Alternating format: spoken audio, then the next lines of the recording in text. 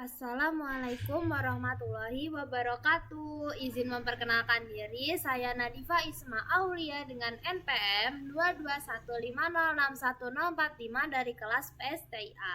Di sini saya akan menjelaskan materi praktikum teknik digital, judulnya yaitu counter. Definisi counter. Nah, jadi counter ini adalah salah satu rangkaian elektronika digital yang menggunakan urutan logika digital dan dipicu oleh pulsa atau clock, atau yang biasa disebut juga dengan rangkaian sekuensial. Counter biasanya mencacah atau menghitung dalam biner dan dapat dibuat untuk berhenti atau berulang ke hitungan awal setiap saat.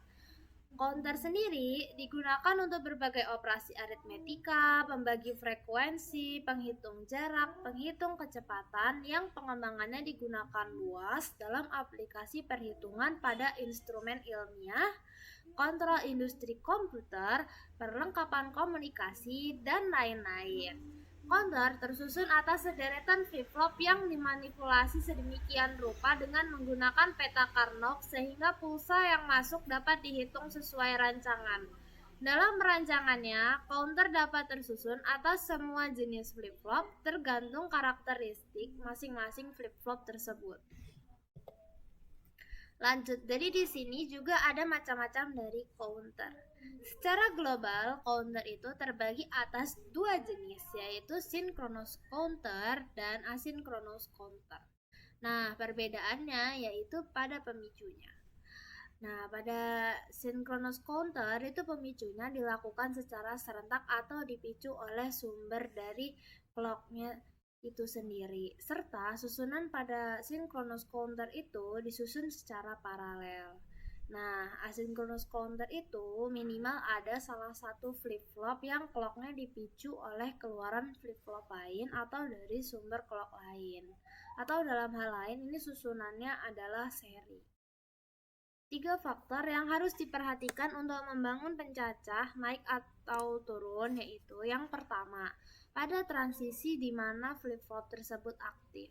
Jadi, transisi pulsa dari posisi positif ke negatif atau sebaliknya.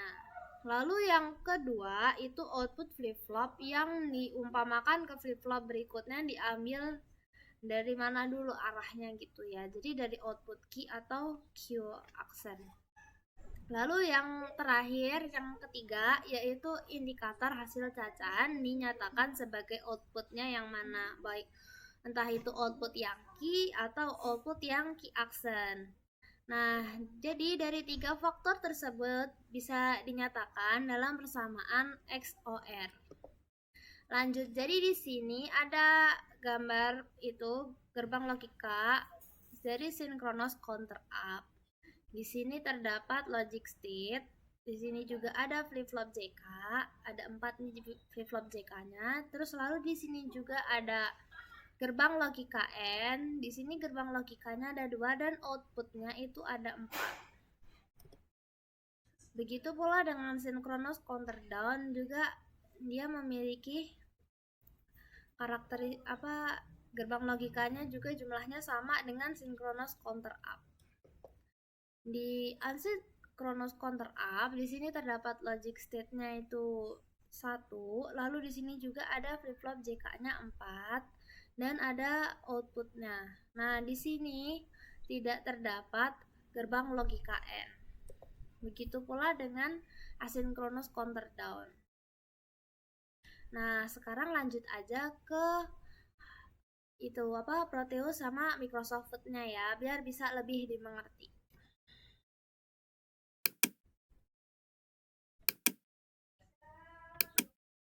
Nah, jadi bisa dilihat di sini ya. Ini asynchronous counter down. Jadi kita mulainya dari yang pertama aja. Ini adalah synchronous counter up. Bisa dilihat di tabel di Microsoft Word sini. Pulsa inputnya dari 0 sampai 15 itu outputnya menampilkan urutan bilangan biner.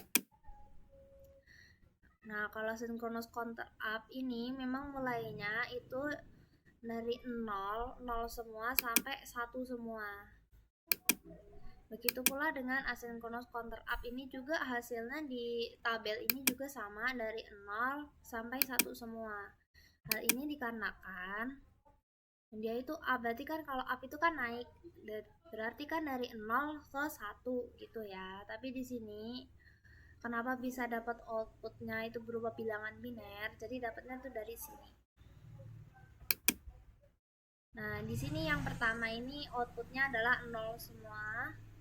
Lalu kita run lagi.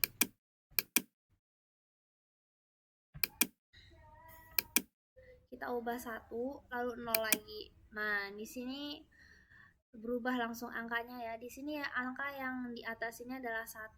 Jadi kita bacanya yaitu 0001. Bacanya itu dari bawah. Lanjut lagi, kita run lagi. Nah, ini output dari pulsa input yang kedua yaitu 0010. Kita run ulang lagi. Ini dia output dari pulsa input yang ketiga yaitu 0011. Nah, jadi kita bisa tahu keluarannya itu seperti itu dari prosesnya ini ya. Dan pada sinkronus counter up itu dilakukan secara serempak. Begitu pula dengan asinkronus counter up.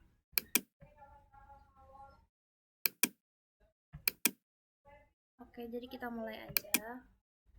Nah, ini yang pertama itu dia menampilkan output berupa 0000. Lalu kita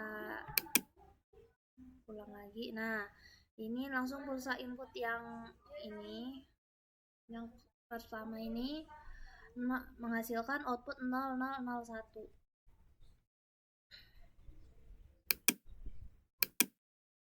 Begitupun seterusnya itu menghasilkan output 001 dan 0 hingga hasil akhir outputnya yaitu 111. Nah, meskipun hasil outputnya itu di tabel itu sama, tapi prosesnya beda karena di synchronous counter up ini dia prosesnya itu dilakukan secara serempak, sedangkan pada asynchronous counter down itu counter up itu dilakukan secara seri. Jadi dia itu satu-satu gitu loh outputnya, keluarannya itu bisa kalau pengen tahu dia itu keluarnya bisa tahunya itu lewat sini, lewat triggernya ini. Oke, jadi kita kembali lagi ke materi awal. Balik lagi ke PPT. Ternyata udah selesai. Oke, jadi itu saja yang bisa saya sampaikan. Kurang lebihnya mohon maaf bila ada kesalahan dan kekurangan suatu kata apapun. Terima kasih. Wassalamualaikum warahmatullahi wabarakatuh.